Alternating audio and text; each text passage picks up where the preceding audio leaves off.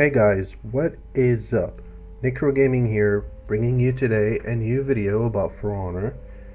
I'll be doing my best today explaining the stats as simple as possible, as well as giving you my fair opinion in the end after each section about which stats to go for. So, let's get going, shall we? Let's start with the helmet. As you can see, it has debuff resistance, revenge duration, exhaustion recovery. So, let's start with the debuff resistance. It basically lowers the effect of debuffs such as fates that lower damage done by the enemy and lowering the movement speed. You know, this purple effect thingy that enemies can cast on you or have it like kind of a flag with an AoE effect, and also the debuff resistance kind of makes the bleed effect less damaging in a way. That's just a tip for you. Next we have revenge duration. Well, it's self-explanatory, isn't it? Basically allows the revenge status to stay for longer, which is nice. Next we have exhaustion recovery. It basically allows you to recover back to a normal state faster after you run out of stamina completely. Well, aka screen turns gray. Well, now let's get into my own personal opinion. Pretty much, basically I prefer to play assassins, so I'll be more biased into this area of characters. So, personally, I like to spec into revenge mode duration. Debuff resistance is more of a vanguard, tanky, hybrid stat to me. But in the end, debuff resistance is not a bad stat at all. Don't think of it like that, it's just my own preference. And as for exhaustion recovery, spec into it if you can't handle yourself when you run out of stamina, or like if you're bad at managing your stamina. Although this should be fixed in your gameplay if you run out of stamina that quickly. You really shouldn't. Alright, coming up now, we have the chest. We have execution health regen, block damage, and sprint speed. As for sprint speed, it's really self-explanatory really. You basically run faster the more you stick into it. Execution health regen, basically the more you put into it, the more HP you get back after executing an enemy hero. It's pretty simple. And as for block damage, it's basically, it's interesting. So, you know, when you block an attack, you might take a part of the damage. Not all of it, but you take a part if you don't parry, especially if it's a heavy attack. So, for the attacker, if they spec into this stat, they will deal more damage through the block. So, basically, this is my favorite. Absolutely, because I play a ton of Berserker, and I just need this stat. I just feel like I need it because of the top right click. It just deals a lot more damage if like it just works amazingly with a Berserker in general. Let's not get into it. But yeah, execution health regen, to be honest, I just can't find any reason to take it.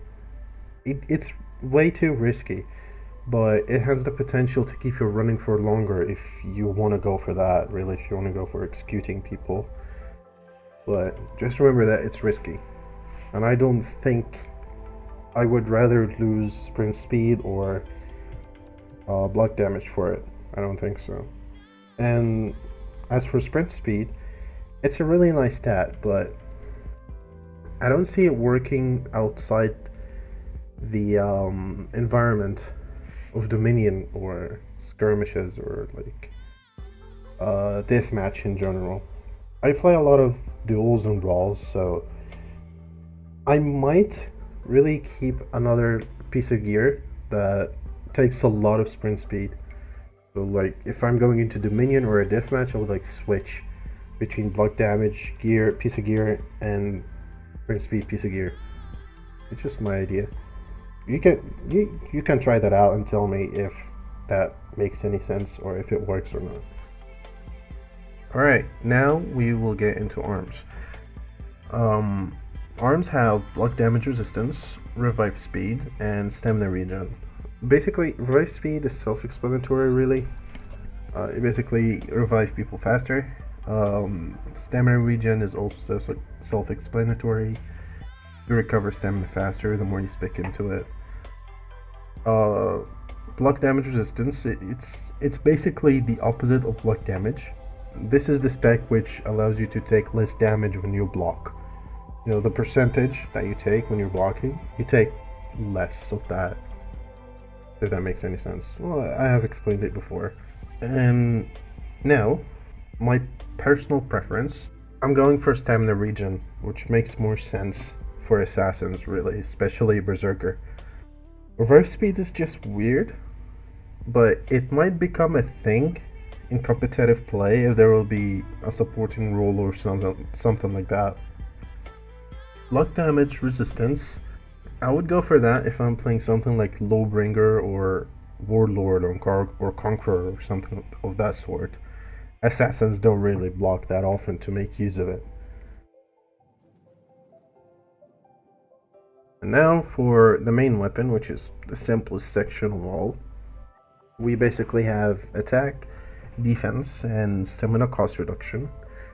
Obviously, I'm going all the way into attack since I'm speccing into stamina regen, so I don't really need the stamina cost reduction. I just want as much attack as possible.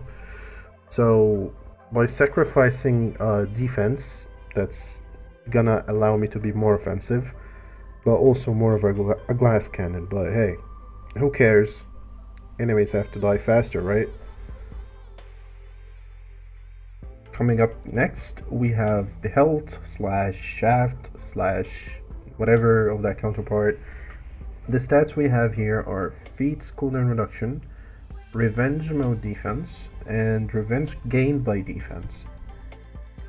And feats cooldown reduction is basically self-explanatory. Your feats come out of their cooldown faster, so you can use them basically more often.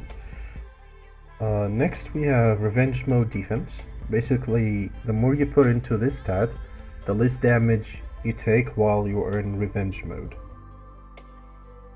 So it's a good stat. I like it. I like how it sounds. Next we have revenge gained by defense.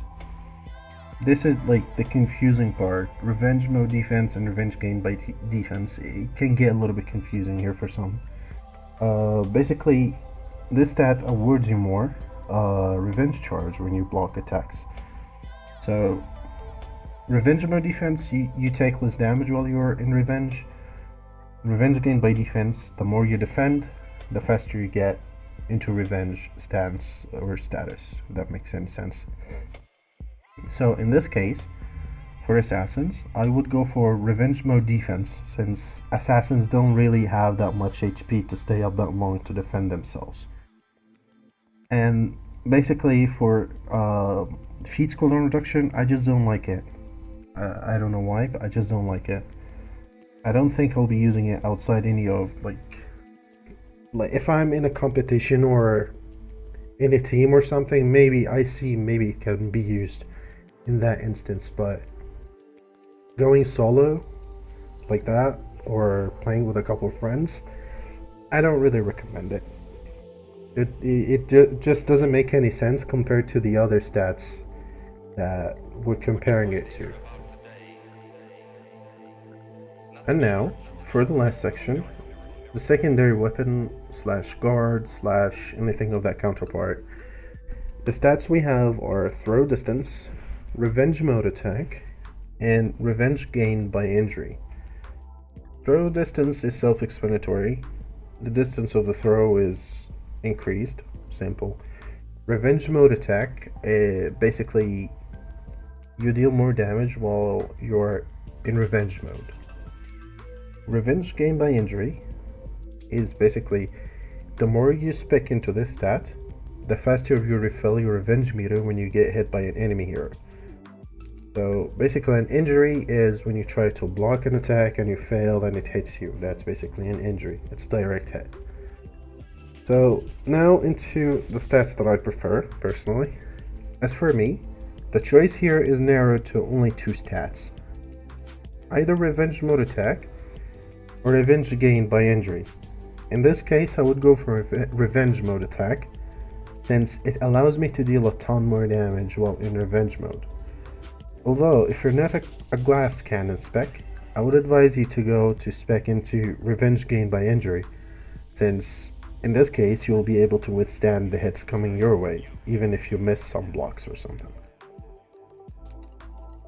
Well, anyways, that is all for today's video. I hope you've learned something. If anything from this video, positive feedback is always appreciated, so yeah, leave something nice in the comments.